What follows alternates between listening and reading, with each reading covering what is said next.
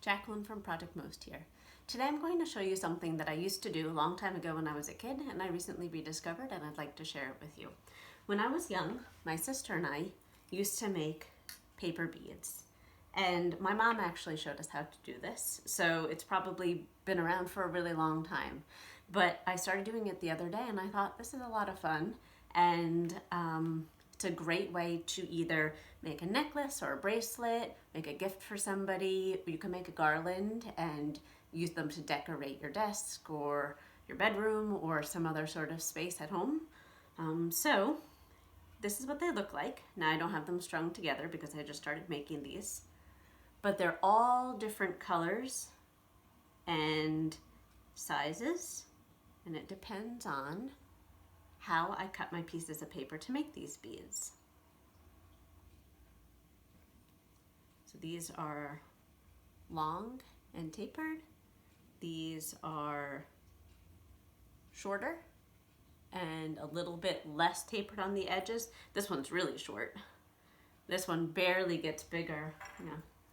This one barely gets bigger from one side to the next. So these are the beads I already made. I'm going to show you how to make them. So the first thing I did was I gathered my supplies. I have a piece of wax paper, and I'm using wax paper on my surface because it means that the glue and the paper won't stick to it, and I won't end up having to peel the glued paper off of whatever I'm working on, which would ruin the bead. You also need a pair of scissors. Long scissors work well because you're cutting long strips of paper, but you can use short scissors if you only have short scissors. You also need a pen or a pencil or something to draw straight lines with. You need a straight edge to make those straight lines, so either a ruler, the side of a book, piece of a box, anything that you could just use to make a nice straight edge. A cereal box would work nicely. You need glue, whether it's a glue stick or white glue or some sort of liquid glue, just something that you can glue paper with. And finally, you need the paper to actually make the beads with. Now, I like to use magazine pages because there are lots of colors, and I also like the texture of it, but you can use any sort of paper that rolls nicely. So white paper would work well. Book pages, if you had an old book that you were okay with cutting apart, that would work well. Tissue paper is not going to work so well. Newspaper would work really well. If you want black and white beads, those would actually be really interesting. Construction paper probably wouldn't work too well because it's too thick and you need to roll it really tightly. You'll see what I mean.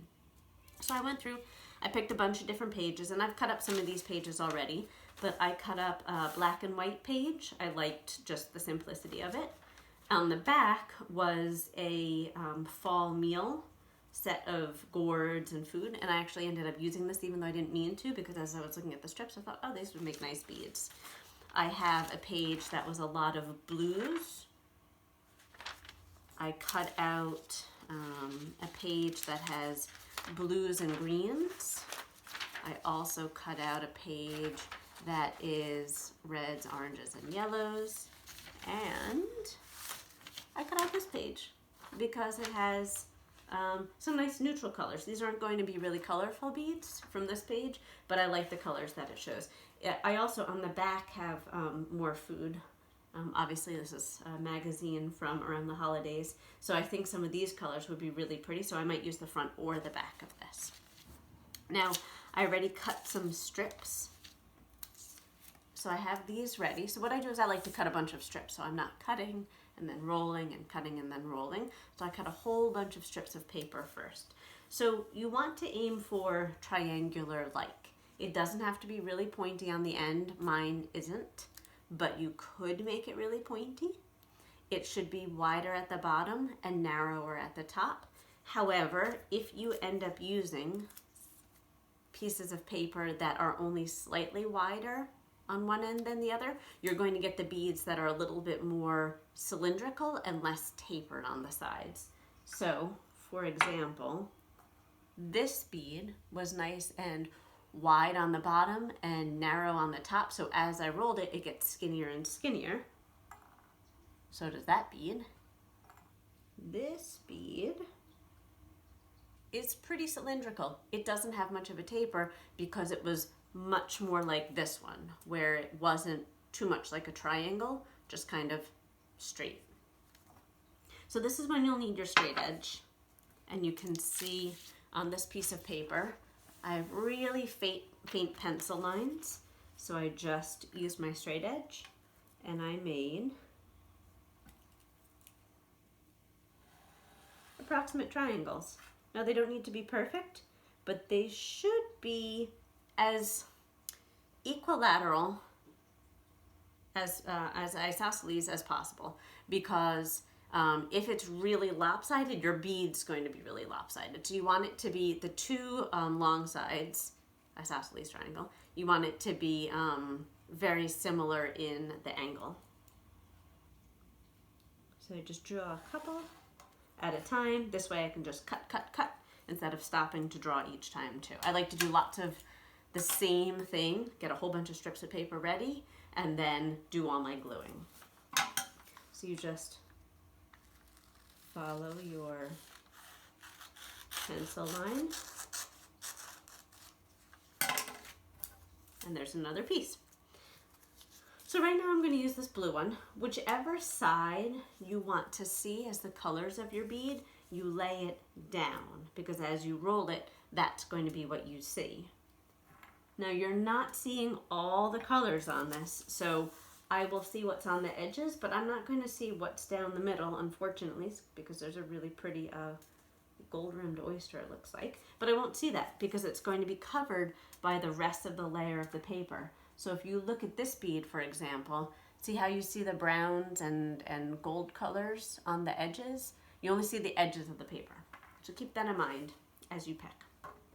Now, you can use a toothpick for rolling, which is what I like to do, or you can use a Q-tip. If you use the Q-tip, you would have to cut off the end so that you can slide the bead off, and you'll see what I mean. Also, if you're not using a glue stick, if you're using white glue, you're going to need something to spread the white glue with. So you could use a Q-tip, you could use a paintbrush, you could use a popsicle stick. You probably don't want to use your fingers, because if your fingers get really gluey and sticky, you'll get dried bits of glue sticking to your beads. So try to find something to spread that glue with if you're using liquid glue. So I like to use a toothpick. I'm going to put glue all the way up the strip of my paper.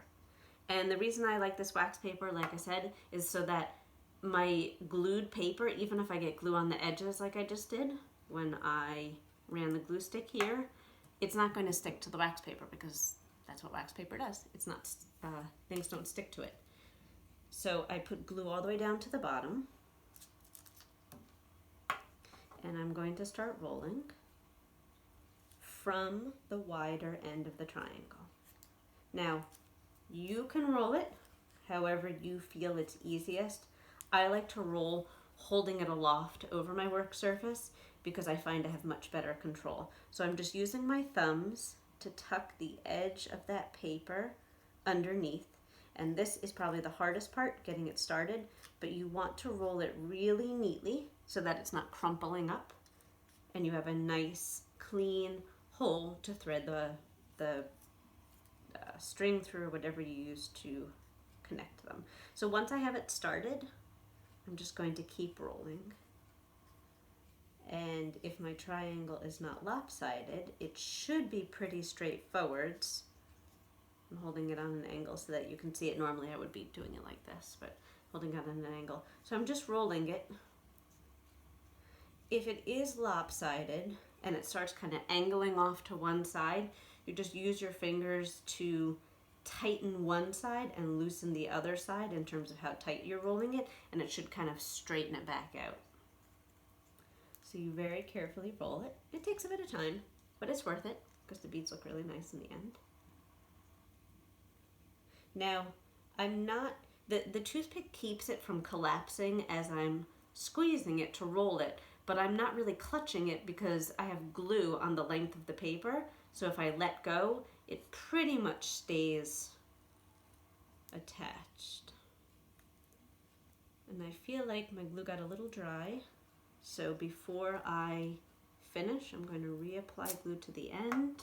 It's really important to get the very end of this covered in glue, because that's what seals the whole bead. All right, so I'm going to keep rolling.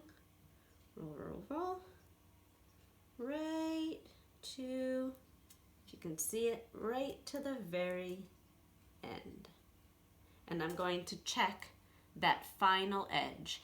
If the final edge, the end of it, this part, was sticking up, I would use my glue stick or whatever glue and just put a little glue and press it down, because that's what keeps it from unraveling.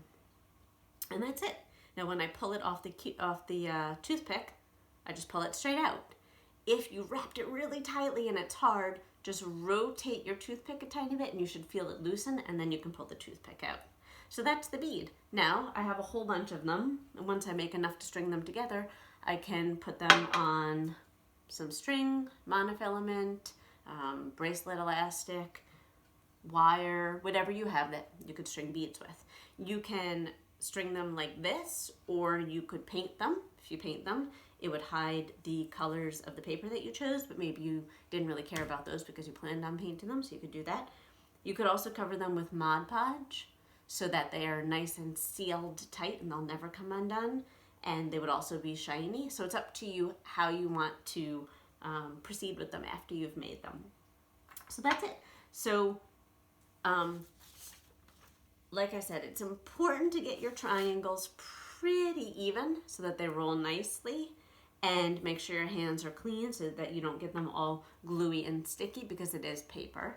And have fun with it. If you make this project and you can take some pictures and share them with us, we would love it. You can post it on our Facebook page in the comment section. If you have trouble posting it on the Facebook page, you could always email us and we can post it for you at Project Most. Have fun.